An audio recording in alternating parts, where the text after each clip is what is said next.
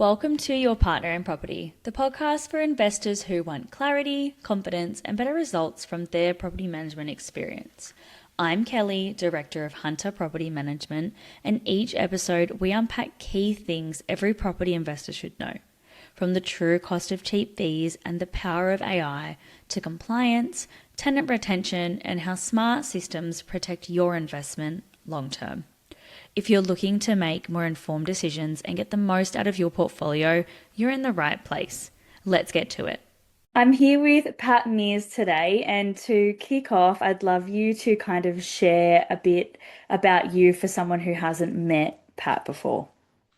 All right. So I got straight into property management at 17 out of school. I didn't want to be at school, but my mum was a school teacher and my dad was a TAFE teacher. So basically, it was like if you don't want to go to school, you have to have a job. So it Yeah. wasn't like, have a gap year or whatever. So I applied for a part-time job at a local real estate agency in East Maitland called Barclay Real Estate, which is no longer in existence.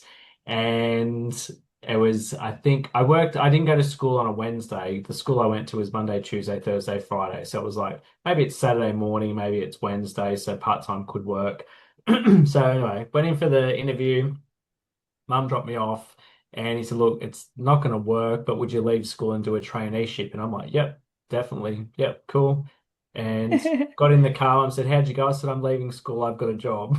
And Um, did you know you wanted to apply for a job in real estate, or did you just kind of like go looking for any job? no, so in year 10, I did work experience and I wanted to work in real estate. So I did a little office in Maitland, really enjoyed it. And then they got me back working Saturdays and then some school holidays, I'd go in and work a few days here and there for them. So it was kind of like, yeah, I'm enjoying this. This is what I want to do. And I really didn't think of anything else. When I was growing up, I did want to sell cars because I love cars. But when my family went looking for a new car at some point, I realized that all the sales guys had ties on. I was like, oh, not for me. Yeah. So that was literally how I canned a whole potential career was because I had to wear neckties to sell cars, which they probably don't these days. So it was real estate, even though then I had to wear a necktie, but by that stage Yeah. I'd got past it. Um, and yeah, so I did my traineeship at that office, and then it was sold to and obviously they were property management or still are property management only. So I dabbled in sales a little bit. I had worked in sales slash property management offices, and there's a definite divide between the two, Between the departments. yeah, two departments. So I enjoyed property management. So I just stayed in it, didn't really like the hustle of sales. And here I am 23 years later. And did you go when that change happened? Did you move across with the rent roll too? And So how was that experience for you as a staff member? Because I hear about that happening, and we often get inquiries about, hey, do you want to buy this rent roll, that rent roll? It's just something that happens as a director. The people reach out to you about it, and you start to think about it. And I'd always wondered how that kind of experience was for the staff who found themselves kind of working for someone else suddenly. yeah, so we strange turn of events. So when I was doing my traineeship, I went out a few times to do routine inspections with the property manager. I did one condition report on my own, but I was really just in the office. So when it was taken over, they actually purchased at the same time the office that I started out at doing my work experience at. Ah, So initially, it was huge. So it was massive. yeah. Um, because obviously you've got two businesses coming together under a third business. Um, but we just sort of kept so as the trainee of Barclay, I just kept the doing the same thing with those clients, and they brought across initially the property officer from the other business they bought. So it was sort of I kept doing the same thing. Like the phones were ringing a lot more, but I just dealt with the clients I'd So been kind of the dealing with for. staff that came across continued to deal with the clients that they were dealing with. Yeah, initially. And then I got a whole lot more experience because it was like, okay, we've got a senior PM now, and you're going to be their assistant. And I was out doing open homes, out doing routine inspections, condition reports, outgoings. So from just sort of sitting in the office, answering phones, doing ad hoc activities, I was suddenly out there doing the do. So, and then bring it back to the office, whereas before it'd be like, can you send this off to the tenant and that sort of thing. And then the office manager, she went to work somewhere else, and I don't know if you're going to bleep out the name. I can bleep it out. I can do that. But I a can. new office manager came in, and to put it bluntly, she was a bitch. Can we be brutal? Yeah, we can. And We can be brutal. you know what? It was the best thing for me. So it was basically It was, two juniors. We got to the point where we realized we'd go to her and say, we've got this problem. And she'd be like, well, what are you going to do about it? yeah. It was kind of like, I've been doing this job 2 years. I don't know. That's why I've come to you. And we just stopped going to her. And we would just, a bit like you, Kathy, and I, how it's like, hey, this is the situation. This is what I'm thinking. What do you think? And you get other people's input. Me and the other property officer basically worked out what we're going to do. There was a couple of times where she had an issue and they wanted to escalate it, so I would play her manager.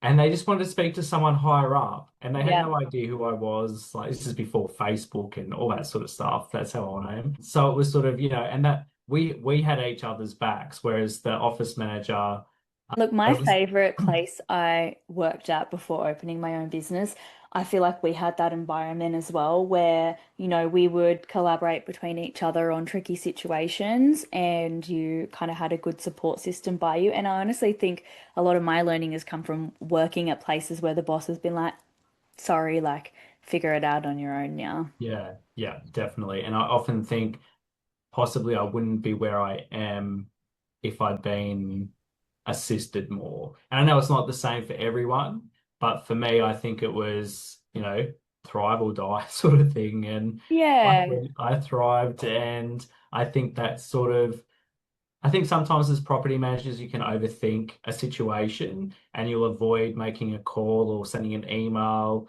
And then you get a response back either on the phone call or in the email. They're like, yeah, cool, do whatever you need to do. And it's sort Yeah. of like, I always tell oh, people as well, I'm like, you just have to do something or get back to someone, even if it's just, hey, like, I don't have an answer for you right now, but this is what I've done to try and get one. And I'm yep, going to come back to you again in 2 days' time, if not sooner. I think getting something out or doing something is a much better outcome than just like leaving people waiting. Or, hey, like I'm expecting that this trade's going to go on Friday. Monday comes around. Did they go or not? Even if you're not sure, hey, like I'm not sure if they went, but I have checked in with them. Just upkeeping whatever the comms is. Even if there's a no update, you need to give an update saying there's no update. yeah, definitely. So, yeah, the worst manager I've worked for under turned out to probably be the best The best, yeah. thing for me. And at the time, you don't even understand it and you don't love it. But then when you become the boss, you go, oh, I get it now. It's like you don't understand why your parents do things, and then you become a parent and you go, ah, get Yes. it now. Yeah. Yeah. Yeah. Well, from there, and given that you have been doing this for 20 odd years, I thought we would chat about the good, the bad, and the ugly Yeah. throughout the time you've been, because property management has changed a lot in the 10 years I've been doing it. So I can only imagine how it feels for you. What are Yeah. some positive changes that you think you've seen from when you started through to now that have kind of impacted the industry in a positive way? So I think condition reports with photos, routine inspections with photos. And I know that sounds really simple, but back in the day, we didn't take photos. It was literally just a A4 bit of paper, and you just had bedroom one, and you just go tick, good, good, poor, or average, or something like Yeah. that. But the owners, like, you might have a client who builds it or buys it and doesn't go and see it for they don't want to go when the tenants are in there. They want to wait until it's vacant to go and have a look. So they don't see things getting older and wearing and all that sort of stuff. So I think that's a really good positive. Like I've got two investment properties myself in another area, and I've been to see them once. And I've owned them 4 or 5 years, and I'm that client who's like, oh yeah, I forgot about those, Yeah. you know. And I just look at the photos to sort of see what things are up to. So I can kind of then go, okay, well, I need to start putting money aside for this or that or whatever. So I think just it creates transparency too. So a Yeah. client can actually see their property and I guess feel like or it confirms that you are actually inspecting them, because they're date and time stamp the photos and that sort of thing. Do you And then feel like, sorry to cut you off, back when you were doing the written reports versus now, what do you feel like the change has been in like how challenging that vacate inspection has become?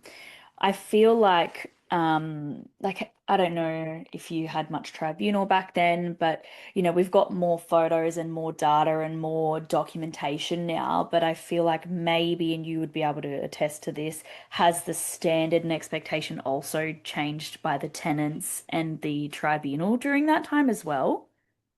yeah, so I feel like back in the early days, I went to tribunal a lot more than what I do now because you've got photos to show, and but also a tenant can take photos and add it to their report as Yes. well. So there's more information available to sort of say, yes, that was like that, or no, it wasn't. So definitely, I think photos help everybody. And if you've got a dispute, you can send it through saying, yeah, I've got this. So I had tenants move out recently after 11 years in the property, and there was an issue. The water tank pump had been chewed. And I said, well, it's obviously still, the toilets and everything is still flushing. So I wonder if back in the day we actually got it disconnected. Often the water tank pumps will Yeah. trip the power. And I went back and in the system, like 2016, we had an issue with it and we just bypassed it. So, had to have that sort of information accessible, whereas, the old paper files where they're in the drawers and they're like that thick, and then you're going to cut yourself on the little oh the tie thing, whatever it was, the little metal.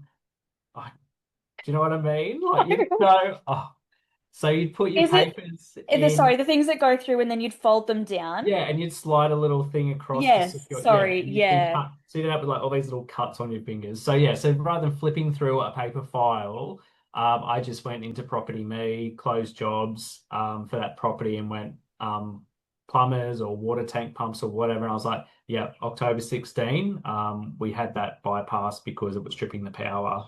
And then I was like, okay, cool. Yeah, it's much more easily accessible and like time efficient. It's still crazy to me that people still are using paper files. Like sometimes I'll take over a management and it'll come with a paper file, and I just say to the girls, scan it, save it in the system, shred it. Like we Yeah. don't keep paper because there's no need to. It's just crazy to me, and it's really time consuming, and it's just like not the best use of time. And I Yes. don't know why people aren't getting rid of their files now. We're no longer required to have the paper. Exactly. Yeah. It's so much easier to have it there. And then you can share stuff, documents with the tenant or the owner or both or whatever. Sending a work order to a plumber, like attaching a photo of, let's say the sink mixer is Mm. broken or whatever, you can attach a photo. So it's got, when they split at the top and it just sprays Yeah. everywhere. So you can send a photo or the tenant can upload a photo and the plumber's like, yeah, I've got one in the truck, or I'll swing past and get one. Yeah. So it creates more efficiencies for not just us as the property manager, but for other people as well. And like when tenants not as disrupted with the plumber getting there going, oh, I don't have one of those ones in the truck. I'm gonna have to go and get another one, I'll be back in 10 minutes, or can I come back later, or can I come back tomorrow? So, Yeah, and uh, 100%, if your tenants are submitting work orders and they don't have photos attached to them, the property manager should be asking for photos before they're sending it to the trade or to the landlord, so yeah, everyone can be on the same page and there's no, oh, do you have a photo of that? And then there's unnecessary back and forth. I feel like it should just be a part of the process. So yeah, that's a positive to hear that as technology's changed, you do feel it's, decreased disputes at the end of tenancies and decreased yeah, the amount of tribunal. That's always something I've kind of wondered because I haven't been doing it for 20 years. yeah, yeah. It was tribunal. When I think back to 20 years ago, it was sort of like the coffee and conversations was, yeah, at tribunal, you'd be out the front waiting, Yeah, and with all the you other agents, yeah. yeah, the other property managers and all that sort of thing. So we didn't have coffee though. We just had conversations, and it was interesting because you'd be watching the other parties come forward to be heard, and you'd be like, "Oh, that person came through one of my properties last week, Yeah. and here they are with this agent over a bond dispute or rent arrears or vacant possessions required." And you see their real personality, and it's like, "Oh, yeah, they're now, I I'm just not going to like rent to them." I loved used to like even like 10 years ago when I would go to tribunal with another member of staff.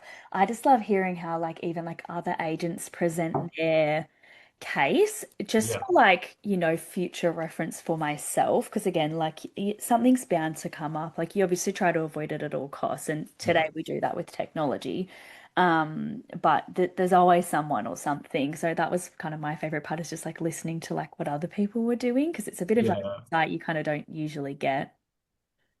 No, no, it's a bit of a secretive Mm. industry, but and for good reason in some respects. But the only way to learn is to To go learn from each do it. other. Yeah. So Yeah, yeah. Now, on the flip side, what do you think are some changes that have made property management more difficult for landlords, tenants, and agents over the last 20 odd years? um so currently would be the removal of no grounds terminations and the end of fixed term. So end of fixed term was a really good tool to be able for first time renters, like they don't have any history, you're sort of uncertain, but you could say, look, we'll give you a 3 or 6 month lease. If you do everything right, we'll renew again. Mhm. Whereas now there's no easy way to end a tenancy. The extra paperwork involved to just initiate before you even get to sending the termination notice. So yeah, so that'll make it harder for first time renters. Not having that option to say, all right, let me prove myself for 6 months, and if you're not happy, then terminate me at the end of that initial term. Harder in a way that you think people will be more reluctant to give them a go now. Yes. I agree. Yeah.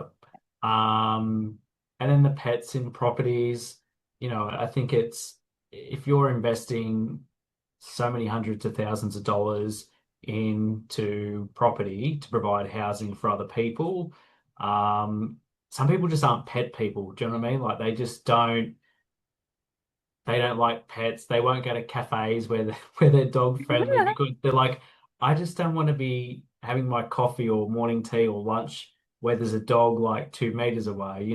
I'm a Yeah. dog person, but so it doesn't really faze me. But there's other people who are just like, yeah, not for me. But they then go and borrow all this money and they don't have a choice. And in all fairness, the majority of tenants with pets do the right thing. It's always the minority who ruin it for the majority. Yeah.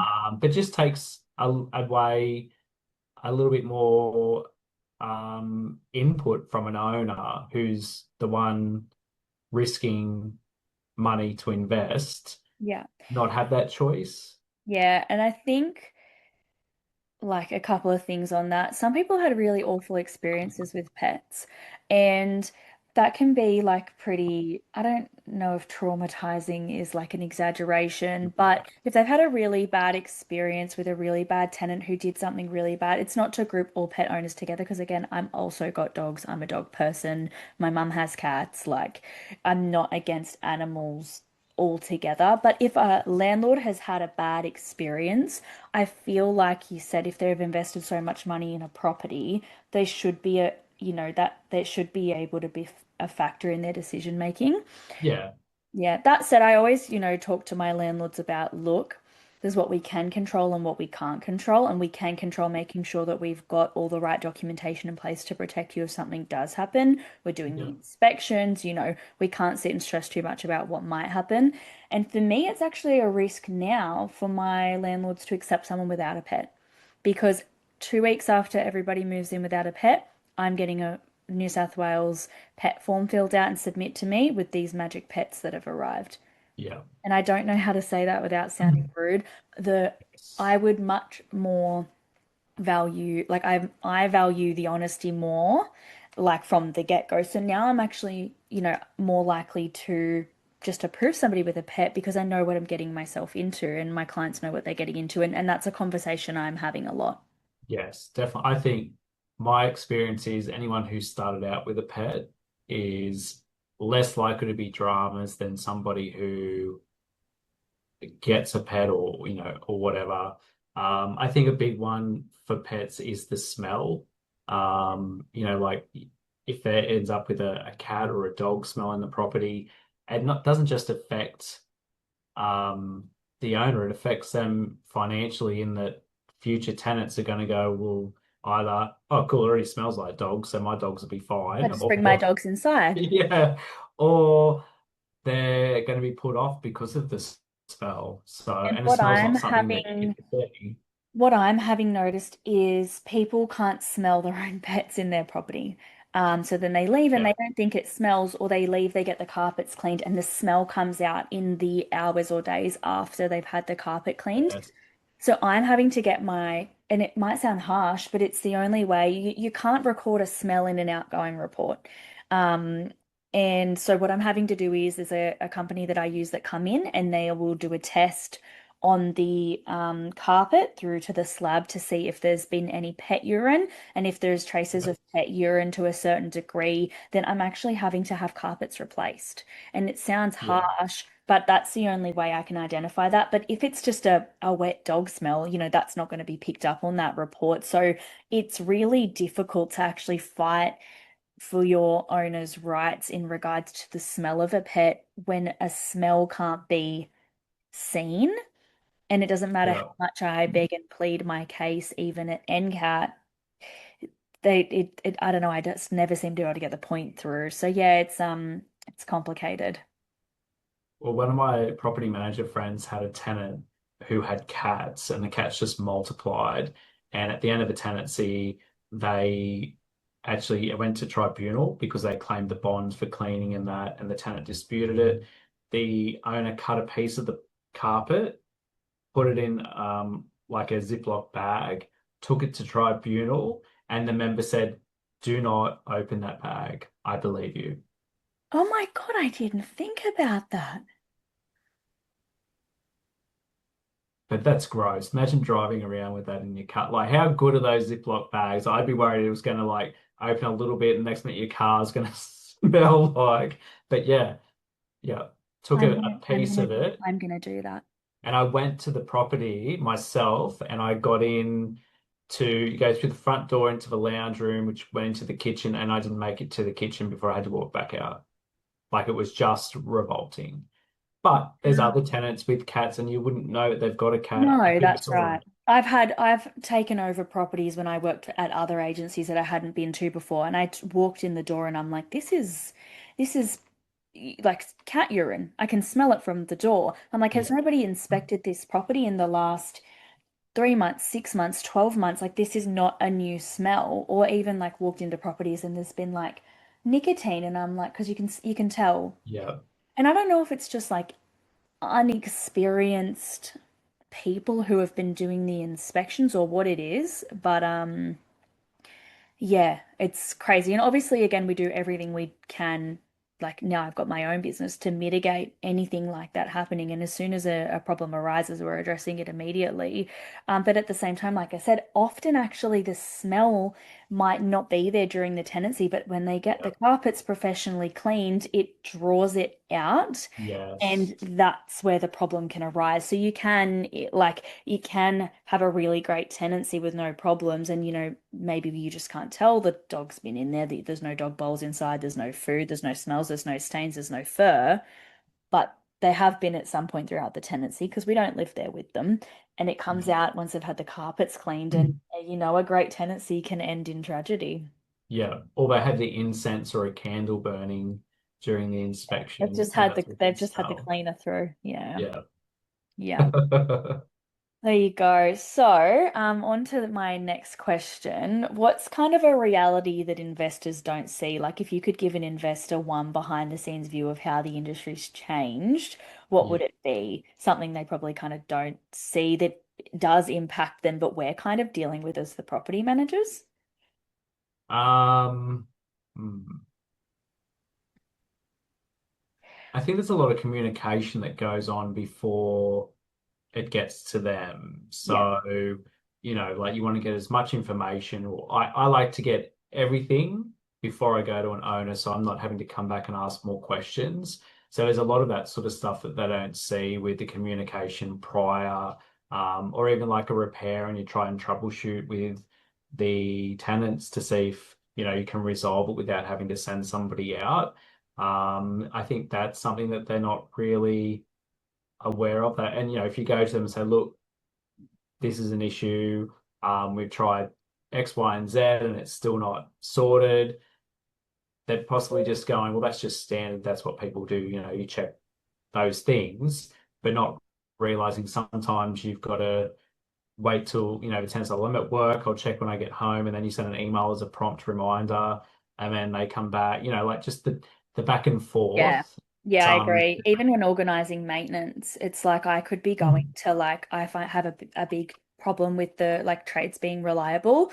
I yes, feel like they like doing real estate work when they're quiet and then they get a big shiny job and they don't want to know you. And so I could go through 5 to 10 tradespeople depending on what it is and how big the problem is before I'm actually getting an outcome. And yeah, often I think over the last 10 years I've had people who come to agencies and say, you don't do anything for me. And it's like, well, you shouldn't be hearing about every little tiny thing I'm doing for you because it's yeah, my job to handle it. But yeah, I suppose it also comes down to just knowing how much comms your client wants. Like I've got yeah, clients who just have like a budget for maintenance. They don't want to hear about it. They trust me wholeheartedly to just spend their money. If it needs to be yeah, done, they trust me that I'm only doing it because it needs to be done. Whereas I've got other people who they don't even want me to organize a trade because like they want yes, control over their trades. And that could be again because they've had bad experiences in the past elsewhere. They've just had these tradies for 20 years. I think it's our job to kind of vet that and then ongoingly check in with our clients on their communication preferences to make sure they're getting that. But yeah, yeah, I have to agree. Sometimes we're doing a lot of work because it's our job to do it, but people don't yeah. realize just So, how much happens behind us. yeah, yeah. And on the trades, when they want to use a maid or something, I really doubt they're actually getting that much of a cheaper job Yeah. done, because these days, like just insurances alone, like, everyone's $100 plus an hour to attend to a job. And if they're doing it for cash, I can't imagine they're doing it for much And I less. find it takes a really long time to get the friends trades out there. Like it just Yes. seems to take longer. The tenant gets more annoyed. It ends up a bit disjointed Yeah. in the end rather than us just sending someone. And again, like if you've got someone you trust, they're not going to send someone out there that's not going like that's going to dick you around and give you a poor price. Yeah, Um, exactly. Um, yeah, like it's sort of, I'm similar to you. I started the business 15 years ago, and the trades I use now aren't all the same trades I started with 15 years ago. Some have retired, or some have not done the right thing by me, either personally or through my clients. And then you move on to the next one. Or like you say, they're getting your jobs, but then a big job comes along and suddenly, you get pushed down the queue Mhm. or, Do you find that because you're not a big business, yeah, you get pushed down the priority list if they were working for other real estates who might have like higher demand? not currently, but I did have a trade 6, 7 years ago, who started chasing me because I hadn't sent a job through in 2 weeks.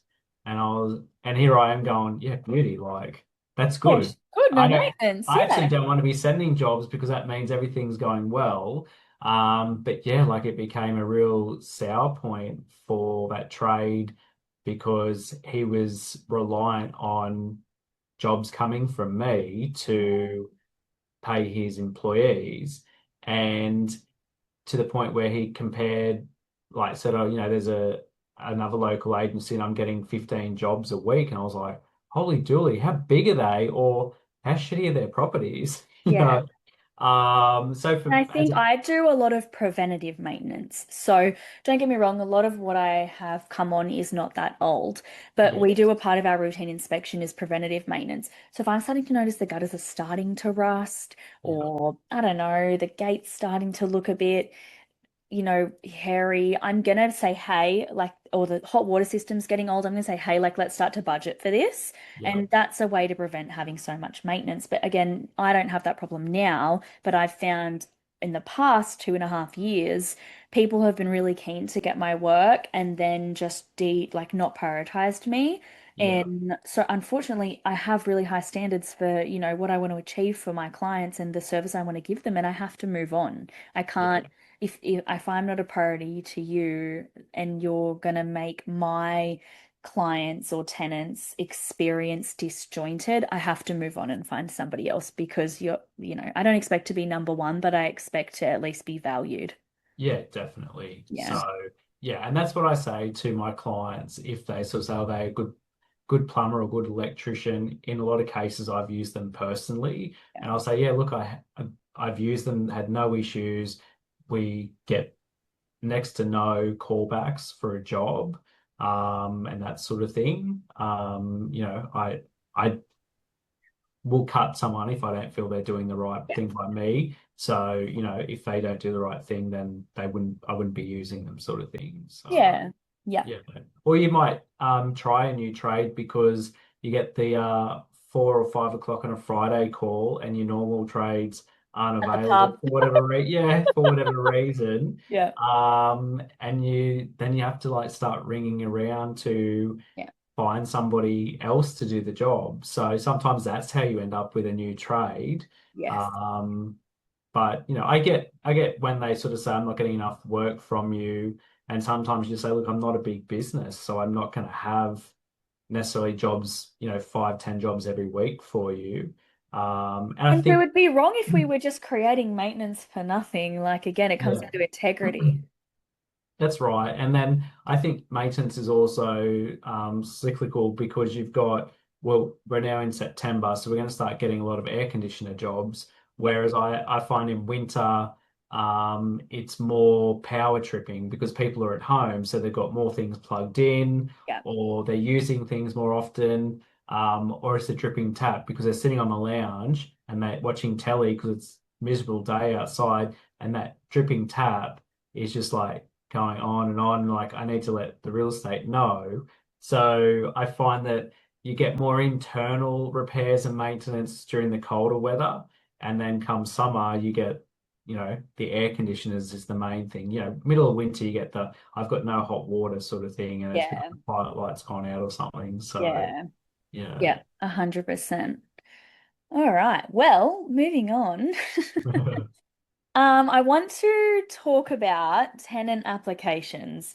Yes. So I'm seeing some things during my time where tenants try to hide things in their applications. So I kind of want to talk about, things that you've seen tenants try to hide in an application that people should be aware of when processing an application or approving an application or asking their property manager questions about an application that's been put forward to them. And then after that, I want to talk about, green flags of tenant applications and, what kind of makes a standout application. So I always look at the address that they've put down as their current address Yeah. and their driver's license, Yeah, me too.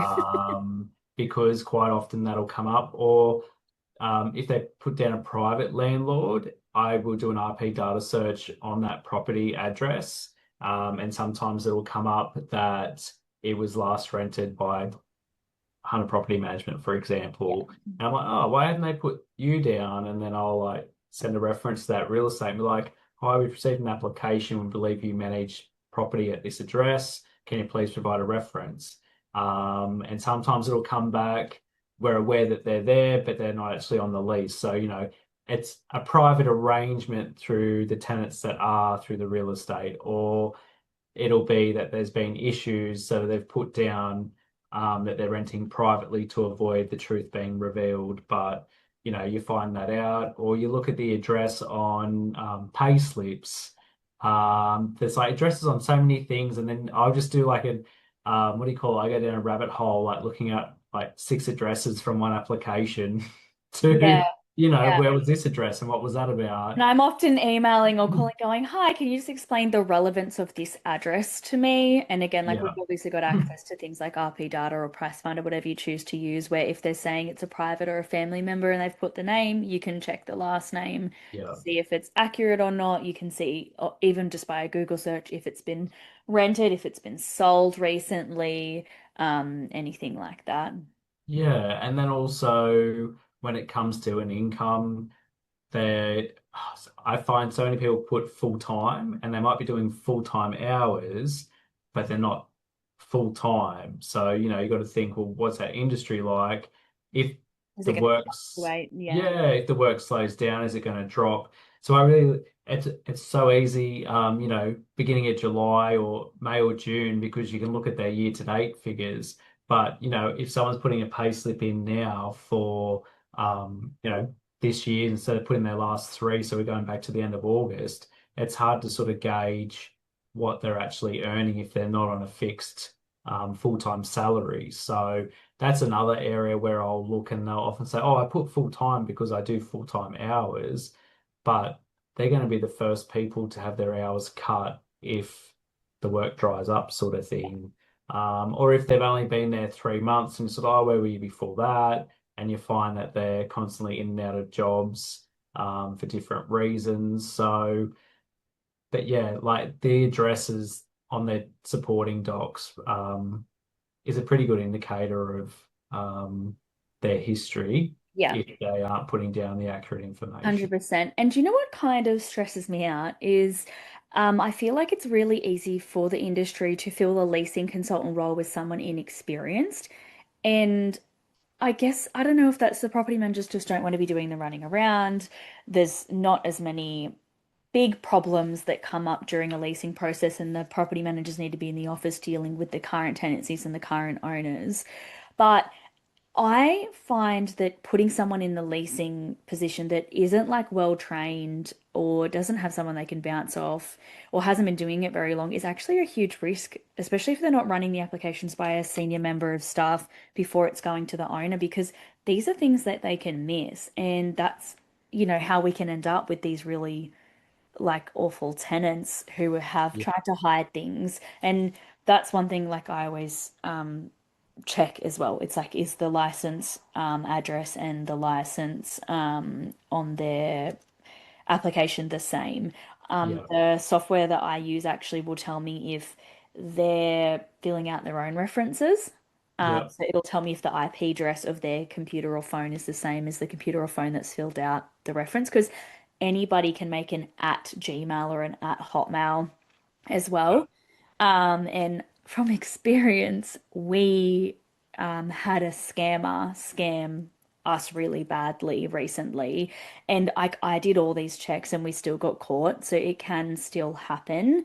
But they literally, in the outset, after we got them all moved out because they stopped paying rent, they started going around to other agencies with emails from me and my client. And it was kellyhunterpm@gmail.com. And it was an email that I'd apparently written that was sent to this tenant about all these colorful words and, like, things can get frustrating. I'm never going to swear at a tenant. Like, so I was having agencies call me and say, "Hey, did you say this to these people? Because, like, we know that's kind of not like you." So, and then another email address that was my owner's full name at hotmail.com saying, Kelly's really awful. I just can't get rid of I her. remember I this. would have to go to the Supreme Court to get rid of her, like, which is not the case. If you want to get rid of an agent, you just give a termination notice. Yeah. So yeah, it can happen to anybody, but it just scares me that people are happy to just like fill the role really cheaply, and it's one of the most important parts of the process, in my opinion. Yeah, definitely. And it also sometimes you'll find you show someone through a property and that property doesn't suit, but you get a good vibe from them. And you might tell them that you've got this or that coming up and that Yeah. sort of thing. But they can, yeah, sometimes they're a bit of a chameleon and you think, oh, they're really nice. And then you get their application and the reference comes through and you're like, oh, no.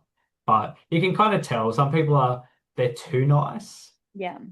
and then you get the reference and it's like difficult to deal with and it's like yeah I got that you were being too over the top Because like they're desperate. Yeah. Yeah. Yeah. And so, what are some things that you think are green flags in an application? Like, if an application comes through, ideally, what does that look like for you? so some sort of rental history so it doesn't have to be 5 or 10 years Yeah. but if they've had 12 months and it's been really good stable employment stable income so that you can see that they're sort of long term in their job um everything's filled out and everything's provided. You're not saying, hey, I need this or hey, I need that. Because let's face it, if you've got something that's popular and an application looks really good, but you're like, I need a pay slip, a more recent pay slip, I need this or that. Are you going to take the time to chase that person up or are you going to look at the other five that you've got and then go, well, there's actually two here that are decent. I'm not going to bother following up with that I person. do the same thing. It's the biggest thing is that, if I've got 5, 10, 15, depending on applications on where the property is, I'm going to go through and I'm going to go tick, tick, tick, tick, tick. They've got everything I need, do all of my checks. Yeah. And then the other ones, I'm going to change their status to, um, More uh, info required. yeah, more info required. That's it. And I'm gonna have to wait for them to get back to me, for them to get in touch with the team. They wait for them to submit the documents.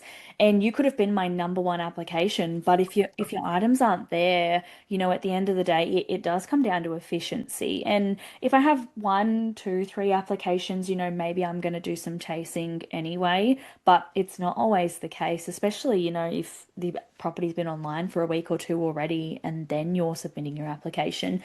Just because Yes. you were the last one to submit doesn't mean that you don't have a chance. If you were the last one to submit, but you had all of your documents, you'd just be in for a fighting chance like the people were over the last 2 weeks. But if you're missing something, then you do. I can't just prioritize you because you were the first in if you're missing Yeah. things. Yeah. Yeah, that's it. It's yeah, just have everything ready to go. And if you don't, if you apply before inspecting and then you go through and you go, you know what, that doesn't actually suit, withdraw your application. Oh yeah, exactly. The amount of times I approve somebody and they tell me yeah, yeah, yeah, yeah, yeah at the open home, and then like they're like just don't pay their money, and I go, well, it's been 24 hours, so what are you doing? Like haven't heard from you, so it's not a no. But the people that just like ghost, I've now Yeah. had to just be really strict. I used to try and give some leeway because people get busy and whatever the case is, but I've just had to be strict. I just automatically withdraw them on the 24th hour and move on. Yeah. It's just one of those things. Yeah. Well, it kind of sets the scene that moving forward, if you approve them there's going to be lengthy delays with some communications. Yeah, fully. Yeah, it's not a green flag at all, is it? No. Hmm. Beautiful. Thank you so much. That's everything I wanted to talk about Oh, today. thanks for having me. No problem. Where can people find you if they want to connect with Pat Mears? So I'm on um, Instagram and LinkedIn's probably my two main ones. Under Uh, Rubik's Realty. yeah, Rubik's Rubik's with an Realty. X. Yep, Yeah. Rubix. So that's on Instagram and then LinkedIn, my personal profiles. So Patrick Mears. Yeah. And what areas do you service, Pat? Well, you are my competition, Kelly. I don't think Um, we said that before, I realized. There's so much rent to go around. It doesn't matter to us. there is, isn't there? Yeah. So anywhere within 30 minutes of Maitland CBD, Mm. as in like driving. And the reason for that is vacancies are very time consuming when you're showing properties, especially if people don't show up. So if I've got something that's 10 minutes from where I'm working, or like in a cluster, you might have three in, East Maitland and two in Ashton filled up for rent at one time, and you'll just go bang, bang, bang and show them all. But if you've got one that's, I don't know, I don't cover Singleton, but if I had something at Singleton, it would sort of be like, oh, what day am I going to drive all the way out there Yeah. to show that one, And look, I have a broad service range because I have like people I love working with and I love working with their clients because they're like just my people. Yeah. So I have a broad range due to that, but I have that. That's my life. I have to just be at peace with if I take that on and it's in Newcastle and I don't have anything else on in Newcastle. So, for example, I'll have clusters where the routine inspections can all be done together. That's fine. But if one Yeah. becomes vacant, I've got to go out and do open homes there anyway. And I just have to be at peace with the fact that it could be 30, 45 minutes in, 10 minutes there, 30, 45 minutes back. And Yeah. there's not always going to be something I can piggyback off the back of it. I will try, but it's just not always the case, and it's not No,